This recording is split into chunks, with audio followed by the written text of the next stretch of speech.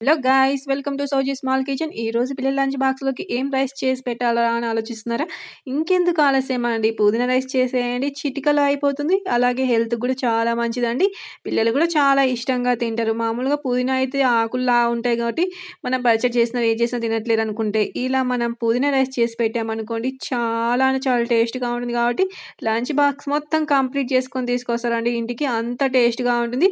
అంత టేస్టీ పుదీనా రైస్ మనం ఇలా ఇంట్లో పండిన పుదీనాతోని చేసుకుంటే ఇంకా టేస్ట్‌గా ఉంటది కదండీ!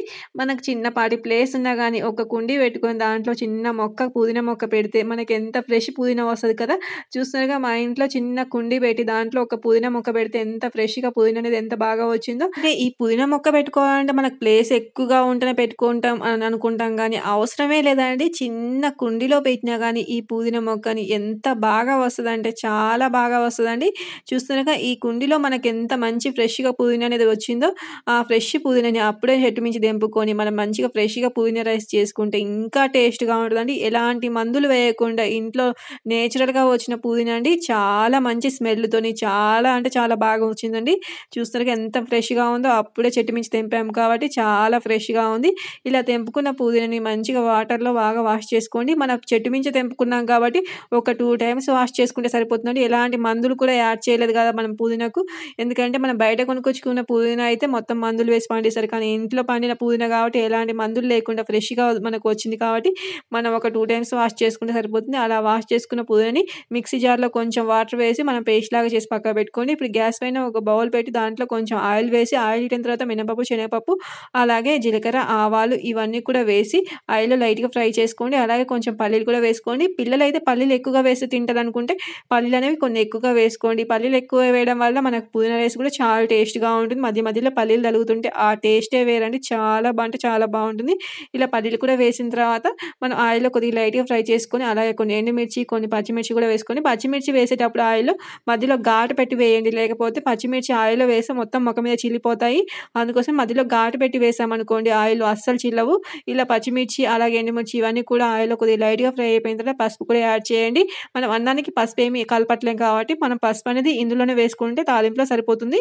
ఇలా పసుపు కూడా వేసిన తర్వాత కొద్దిగా లైట్‌గా ఫ్రై చేసుకొని మనం ముందుగా గ్రైండ్ చేసి పెట్టుకున్న పుదీనా పేస్ట్‌ని కూడా ఇందులో వేసుకోవాలి. పుదీనా పేస్ట్ వేసిన తర్వాత అందులో కొంచెం వాటర్ కూడా వేసి మనం బాగా కలుపుకోవాలి. అలా వాటర్ వేయడం వల్ల మనకు పుదీనా అనేది ఆ వాటర్‌లో బాగా ఉడికిపోయి మనకు పచ్చి వాసన లేకుండా పుదీనా రైస్ అనేది చాలా టేస్ట్‌గా ఉంటుంది. అలాగే ఒక స్పూన్ మిరియాల పొడి కూడా వేసుకోండి. మిరియాల పొడి వేయడం వల్ల పుదీనా రైస్ టేస్ట్‌గా ఉంటది. అలాగే మిరియాల పొడి కూడా హెల్త్‌కి చాలా మంచిదండి. దీనికోసం మిరియాల పొడి అనేది ఎక్కువగా వేయకుండా ఒక చిన్న స్పూన్ వేసుకుంటే సరిపోతుందండి. టేస్ట్ చాలా బావుంటుంది కాబట్టి ఇలా మిరియాల పొడి వేసిన తర్వాత బాగా కలుపుకొని ఆ వాటర్ అంతా ఇంకిపోయి ఇలా మనకు పుదీనా మొత్తం కూడా పేస్ట్‌లాగా గట్టిగా అయ్యేంత వరకు బాగా ఉడికించుకోవాలండి. గ్యాస్ అనేది మీడియం ఫ్లేమ్‌లో పెట్టి బాగా ఉడికించుకుంటే ఆ వాటర్‌లో ఈ పుదీనా మొత్తం కూడా బాగా ఉడికిపోయి మనకు పేస్ట్‌లాగా తయారవుతుంది. చూస్తున్నారుగా మొత్తం గట్టిగా అయిపోయింది. ఇలా గట్టిగా అయిపోతేనే మనకు అన్నంలో కలుపుకోవడానికి ఈ పుదీనా పేస్ట్ అనేది చాలా బావుంటుంది.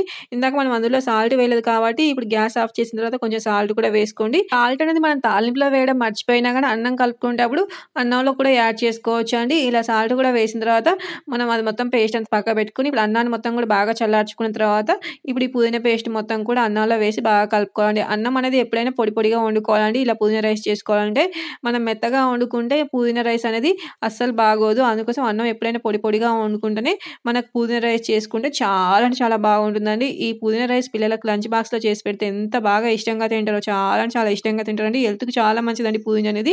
పుదీనా ఇష్టపడని పిల్లలకి ఎవరికైనా సరే అండి ఇలా పుదీనా రైస్ చేసి పెట్టండి. చాలా అంటే చాలా బాగుంటుంది. పుదీనా రైస్ తినడం వల్ల హెల్త్ కూడా చాలా మంచిదండి. తొందరగా మనకు డైజెషన్ కూడా అవుతుంది. పుదీనా అనేది మనకు హెల్త్‌కి చాలా మంచిది కాబట్టి వీక్లీ ఒక 2 టైమ్స్ అయినా ఇలా పుదీనా రైస్ చేసుకోవడానికి ట్రై చేయండి. ఇలా మొత్తం మనం పేస్ట్ అంతా కూడా అన్నానికి బాగా కలుపుకున్న తర్వాత దానిపైన నిమ్మరసం కూడా పిండుకోండి. ఇలా నిమ్మరసం పిండడం వల్ల పుదీనా రైస్ ఇంకా టేస్ట్‌గా ఉంటుందండి. మరీ ఎక్కువగా పిండొద్దు. మనం రైస్‌ని బట్టి చూసుకొని పిండుకోవాలండి. మరి పుల్లగా ఉంటే తినలేం కాబట్టి చూసుకోండి నిమ్మరసం అనేది. మనం ఇలా నిమ్మరసం కూడా పిండిన తర్వాత ఆ నిమ్మరసం కూడా ఇలా మొత్తం అన్నానికి కలిసేటట్టు బాగా కలుపుకోండి. ఇలా మనం బాగా కలుపుకోవడం వల్ల పుదీనా రైస్ ఇంకా టేస్ట్‌గా ఉంటుందండి. అందుకోసం బాగా కలుపుకోవాలి. చూస్తున్నారుగా ఎంతో యమ్మీ యమ్మీ మన పుదీనా రైస్ అనేది రెడీ అయిపోయిందండి. పిల్లల లంచ్ బాక్స్‌లోకి చాలా ఈజీగా చేసుకోవచ్చు కదా! ఇలా మనం పచ్చిమిర్చి, ఎండుమిర్చి, పల్లీలు ఇవన్నీ వేసి చేసుకోవడం వల్ల టేస్ట్ అనేది ఇంకా బావుంటుంది. మనం అన్నం పెట్టుకున్నప్పుడు ఎండుమిర్చి, పచ్చిమిర్చి, ఈ పల్లీలు నంచుకొని తింటుంటే ఆ టేస్టే వేరండి. చాలా అంటే చాలా కమ్మగా ఉంటుంది. అలాగే మన ఇంట్లో పండిన ఫ్రెష్ పుదీనాతోని ఇలా మంచిగా పుదీనా రైస్ చేసుకొని తింటే ఎంత బావుంటుందండి. చాలా అంటే చాలా బాగుంటుంది. అలాగే మీరు కూడా కొంచెం ప్లేస్ ఉంటే ఈ చిన్న కుండీ పెట్టుకొని అందులో పుదీనా మొక్క పెట్టుకొని మంచిగా ఫ్రెష్‌గా పుదీనా మనకి ఎప్పుడు కావాలంటే అప్పుడు తెంపుకొని ఇలా పుదీనా పుదీనా రైస్ చేసుకోవచ్చు. ఏదైనా చేసుకోవచ్చండి. పుదీనా పచ్చడి అయినా ఫ్రెష్‌గా మన ఇంట్లో చెట్టుకు తెంపుకున్న పుదీనా ఎంతైనా టేస్ట్ చాలా బావుంటుంది గదా! మీరు కూడా ట్రై చేయండి. అలాగే మీకు గనక మన ఛానల్ నచ్చినట్లయితే లైక్ చేయండి, షేర్ చేయండి. అలాగే సబ్స్క్రైబ్ చేసుకోవడం మర్చిపోకండి. మన ఛానల్‌లో మంచి మంచి కుకింగ్ వీడియోస్‌ని చూడండి. మన ఛానల్ సపోర్ట్ చేయడం మర్చిపోకండి.